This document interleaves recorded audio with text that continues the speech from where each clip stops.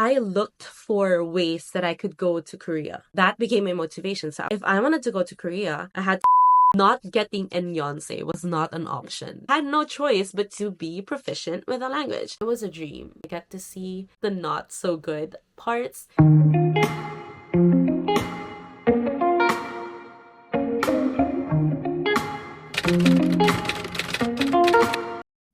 Hi, my name is Janine and welcome to my channel. As an introduction, I'm a PhD student from the Philippines. I've been living and studying in Korea for the past 7 years. So today, I want to share to you my journey.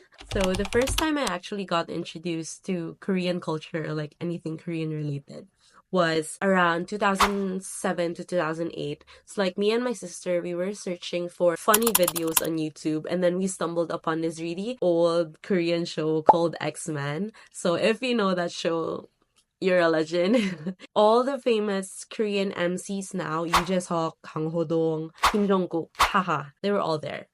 I started watching anything Korean related because of that. I got to know K-pop because of that. So we're Shinhwa, Taeki, Dongbang Super Junior. From there, I self-learned. I think I found a book I have, like, I'm gonna put it over here. I think I got this in National Bookstore. I just wanted to learn the alphabet. It was also helpful that I had a lot of Korean friends in my high school. They really helped me actually apply the language. So until around 2011, I started putting English subtitles on YouTube videos. I don't know if you know me. I was Janine Kwan. I had a few subscribers, I think around 10,000 at that time. I used to sub videos like We Got Married, Family Outing, Weekly Idol. It was a win-win because like I could practice my Korean while also helping the community, you know, because there weren't a lot of English subtitles before. Because I got into the Korean culture, that became my motivation in life. I grew up in La Union,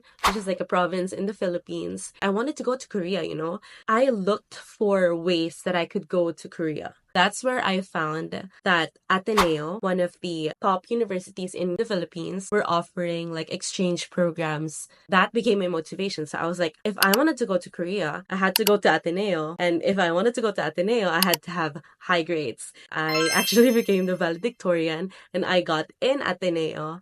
And on my third year in college, I applied for the exchange program I was talking about. And that was crazy because like it was really the start of my Korean journey. I was given a choice between Korea University's Hogang and Yonsei. So the pros with the last two, they were tuition waived. So I only had to pay for the tuition in Ateneo. I don't have to pay when I go to Korea. The last one, which is Korea University, I was gonna be one of the first few people that entered the program from Ateneo, and it wasn't tuition waived. But when I searched online, and there weren't a lot of information back then, Korea University had a really, really good exchange program. So I went there. True enough, like I had the best experience ever. The first time I arrived in Korea was 2014, exactly on my 18th birthday. And it was crazy. You know how your entire dream, like, it becomes reality? Namsan Tower, Myeongdong, Hongdae, everything that I've seen on screen only, I get to see it in real life. And so my family actually came with me. So they were here for like around a week, helping me to settle down. The exact day they left, I was actually crying. Yeah, I was crying on the way home. It finally dawned on me that I was gonna be alone for like more than 6 months. I just turned 18. It was honestly the first time I was away from home. I was very sheltered as a kid. It was a really good experience because like I was able to be more independent. I really was able to go out of my comfort zone. Like I had no choice, you know, I had to befriend other people, otherwise I will be alone. Because of that, like I had one of the best experiences. When else are you gonna be able to like mingle with other foreigners? When I went to Korea for the first time, I was actually pretty proficient with the language already, but like I wasn't really confident enough to talk back. The Korean people, they would talk to me. I would be like, yeah, I understand, but I would answer in English. So by 2015, I had to go back to Manila to finish my bachelor's degree. I graduated 2016. I didn't know what to do with my life. Like, I knew I liked Korea. I knew I was good with the language, but like, what am I gonna do with that? The deepest of my core, I knew I still wanted to live in Korea because I had so much fun during my exchange. Like, I wanted to give it one more shot. I tried working remotely on 2016, but it wasn't really for me. So by 2017, I was like, okay, I don't think working is for us. Let's try to study more. Like, I wanted to do a master's because I went to the US and they were like, UCSD is a really good school. I already took the GMAT and everything. Because I went to America, I felt like I could be successful there, but there wasn't that feeling like, oh, I wanted to live there. There was still this need that I wanted to fulfill. I told my parents, okay, I want to try going to Korea one last time. And I applied for the language school, which is the Korea Language Institute in Yonsei. I told my parents, give me this 3 months and I'm gonna go to America. I'm gonna go say bye to my dream in Korea. This will be my closure. I had us do a placement test and I got in level 4 right away. I didn't know if it was a good thing or a bad thing because like it was kind of hard.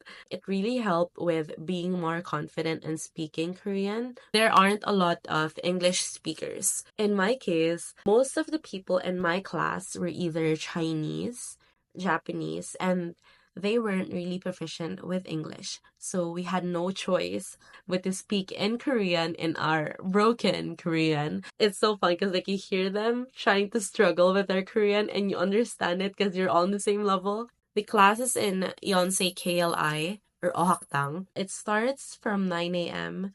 to 1 p.m. every weekday. Throughout my 3 months there, I was like, oh, I don't think I can let go of the Korean dream. It's not really a sense of belonging, but more like a sense of freedom. I felt like I could be myself here. Like I could, I don't know, just make a life out of this place.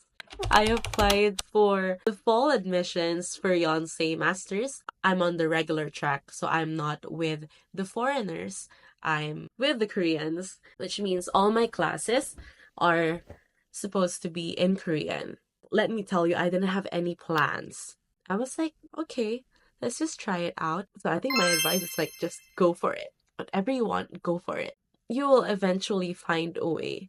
I had to leave Korea July, I think, after my semester. So that time I only had a D4, which is like a short-term visitor visa. So I had to leave like after 4 months. I wasn't really sad when I left because I knew that I will be back. Not getting in Yonsei was not an option. I felt that I was already in.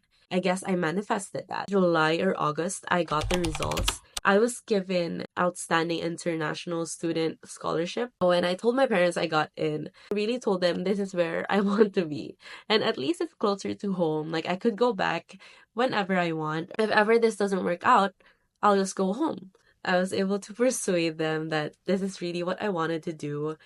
I started my master's fall semester of 2018. I was the only new student in my department. Like they had this 신입생회, the new students orientation. And I was the only new student, so technically it's a ceremony for me.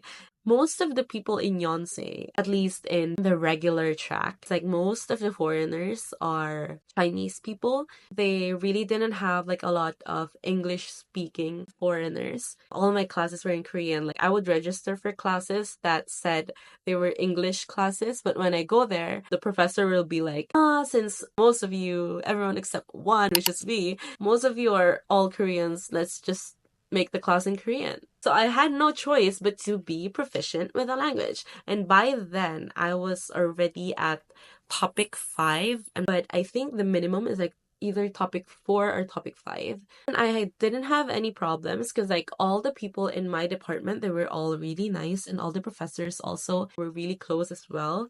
By 2020, I was getting ready to graduate. But you know, COVID came. Yeah, there was just so many things going on. I could put it in another video next time. I finished my thesis while I was in a really, really bad state mentally. And I was stuck at home. We could go outside during COVID, but we couldn't really go to cafes or whatnot. While I was writing my thesis, I applied for the PhD program in Yonsei. I actually wanted to go either to KAIST or Seoul National University because I already went to Korea University. I went to Yonsei so that I could have all three the sky.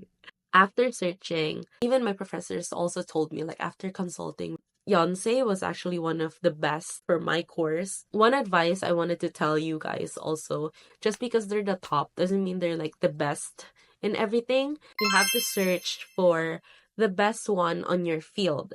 So for my field, the best is Yonsei. If you search for the impact factors, like all the rankings, so Yonsei is really one of the top out there, since I already knew the professors in the department and I'm comfortable with them.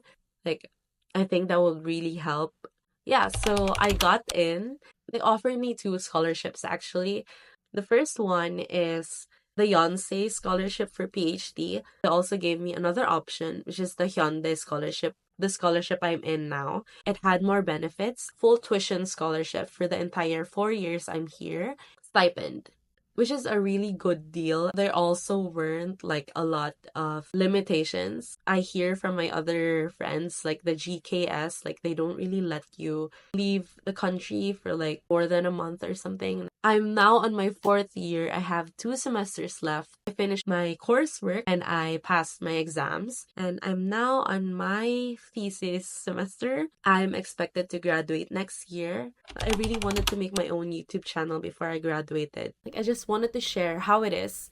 There's just not a lot of videos about it. So I just remembered I made a video with Jessica Lee before. That was my first semester as a PhD student in Korea. That was April 2021, I remember. All the comments were really encouraging, and I really, really wanted to answer everyone's comments through a video, but that took me 3 years. That's 2021, it's 2024 now. I know the struggles of trying to look for information online. There aren't really that much information available. Even now, I see the gap with that, and I just wanted to address all the concerns that you have. Living in Korea for the past 7 years really has changed my mind in a way that before I really thought of Korea as it was a dream. All the good aspects were there. Now it's my daily life. I get to see not specifically the bad parts, just the not so good parts that I have to live with, and now I accept as well. I just want to help you know what to expect if you were to live here or like study here,